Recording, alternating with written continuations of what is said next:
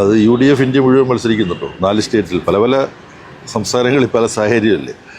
ശരിയാണ്, കേരളത്തിൽ UDFന് മുൻതൂക്കം, നേരിയ മുൻതൂക്കം, ഇഞ്ചോടിഞ്ച്, ഇങ്ങനെ 3 തരത്തിലാണ്. ഇപ്പോൾ ചാണക്യ അവർ ഇഞ്ചോടിഞ്ച് എന്നുള്ള ഒബ്സർവേഷനാണ് അവർ നടത്തിയിട്ടുള്ളത്. എന്നാൽ കംഫർട്ടബിളായിട്ടുള്ള മെജോറിറ്റി UDFന് കിട്ടുമെന്ന് പറയുന്നവരുണ്ട്, നേരിയ വ്യത്യാസം മാത്രമെന്ന് പറയുന്നവരുണ്ട്. പിന്നെ തമിഴ്നാടിനെ സംബന്ധിച്ചാണെങ്കിലും എക്സിറ്റ് പോളിൽ DMK മുന്നണി ജയിക്കാൻ പോകുന്നു എന്ന് പറയുന്നതാണ് കൂടുതൽ. എന്നാൽ നമ്മുടെ സിനിമാ നടൻ വിജയുടെ നേതൃത്വത്തിലുള്ള പുതിയ പാർട്ടി അതിന് ഭൂരിപക്ഷം കിട്ടും എന്ന് പറഞ്ഞിരുന്ന എക്സിറ്റ് പോളുകളും അവിടെയുണ്ട്. ന്യൂനപക്ഷമാണ്. ബംഗാളിൽ ഇതുപോലെ തന്നെയാണ്. TMC എന്നും BJP എന്നും പറയുന്നുണ്ട്. BJP എന്ന് പറയുന്നത് ആണ് താരതമ്യേന കൂടുതൽ. അങ്ങനെ വലിയ വ്യത്യാസമില്ലാത്ത ഒരു ഒബ്സർവേഷനുള്ളത് ആസാമിനെ കുറിച്ചും പുതുച്ചേരിയെ കുറിച്ചുമാണ്. അപ്പോൾ അതുകൊണ്ട് ഈ എക്സിറ്റ് പോളുകളെ കുറിച്ച് പൊതുവിൽ നമ്മുടെ മുൻകാല അനുഭവം വെച്ച് നടത്താനുള്ള ഒരു നിരീക്ഷണം, എക്സിറ്റ് പോള് യഥാർത്ഥത്തിൽ വരാൻ പോകുന്ന തിരഞ്ഞെടുപ്പ് ഫലത്തിൻ്റെ അടുത്ത് എത്തിയിട്ടുള്ള സന്ദർഭങ്ങളുണ്ട്, അടുത്തെത്താത്ത സന്ദർഭങ്ങളുമുണ്ട്.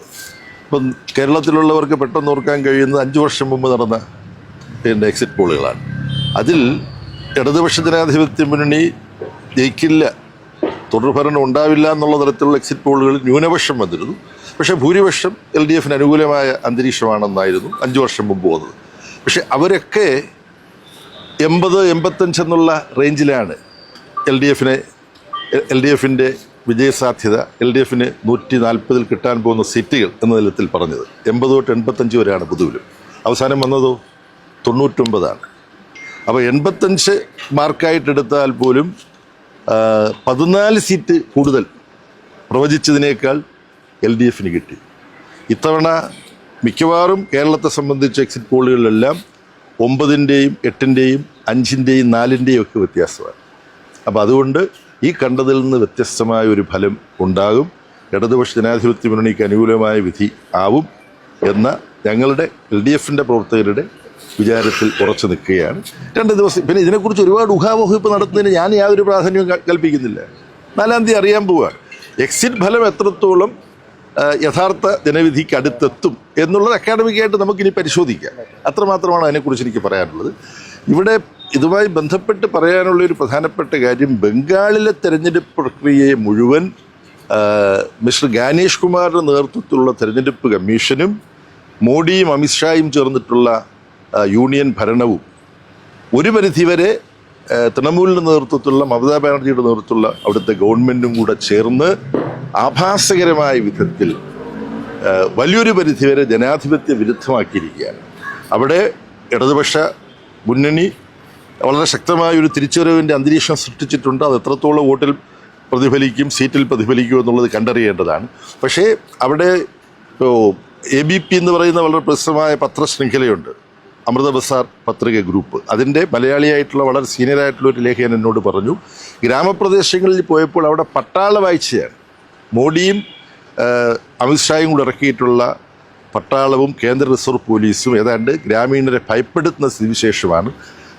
നന്ദലാൽ ബോസ് ലോകപ്രസിദ്ധ ചിത്രകാരനാണ്, രവീന്ദ്രനാഥ് ടാഗോറിൻ്റെ ഉറ്റ സുഹൃത്തായിരുന്നു.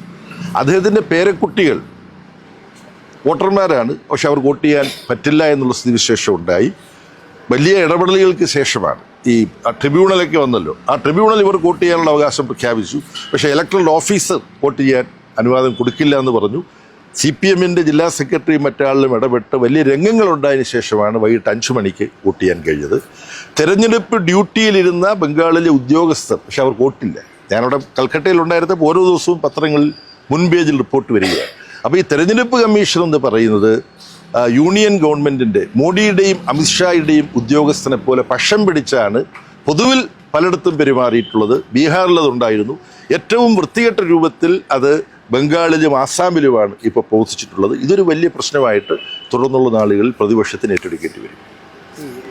UDF വരും എന്ന് പറയുന്ന സർവേകളും മുഖ്യമന്ത്രി സ്ഥാനത്തേക്ക് പിണറായി വിജയനാണ് കൂടുതൽ ആളുകൾ വോട്ട് ചെയ്തതെന്ന് പറയുന്നുണ്ട്. അത് നമ്മളെല്ലാം കണ്ടതാണ്. അപ്പം ഒരു ഭരണവിരുദ്ധ വികാരം എന്ന ഒരു സാഹചര്യമില്ല. മുഖ്യമന്ത്രിക്കെതിരായിട്ട് ആസൂത്രിതമായി വളരെ നിലവാരം താണ ആക്ഷേപങ്ങളും ആരോപണങ്ങൾ ഉന്നയിച്ചു. അതൊന്നും ഈ എക്സിറ്റ് പോളിൽ അഭിപ്രായം പ്രകടിപ്പിച്ച വോട്ടർമാരെ ബാധിച്ചിട്ടില്ല. അപ്പം LDF ഗവൺമെൻറ്റിന് നേതൃത്വം കൊടുത്ത CPM-ൻ്റെ പോളിറ്റ് ബ്യൂറോ അംഗമായിട്ടുള്ള പരിണിതപ്രജ്ഞനായ മുഖ്യമന്ത്രി ശ്രീ പിണറായി വിജയൻ്റെ കഴിവുകളെ, മുഖ്യമന്ത്രി എന്നുള്ള തരത്തിലുള്ള അദ്ദേഹത്തിൻ്റെ പ്രവർത്തനങ്ങളെ അംഗീകരിക്കുകയാണ് ഈ എക്സിറ്റ് പോളിൽ പങ്കെടുത്ത ഭൂരിപക്ഷ വോട്ടർമാരും ചെയ്തിരിക്കുന്നത് എന്നുള്ളതും ശ്രദ്ധേയമായിട്ടുള്ള കാര്യമാണ്.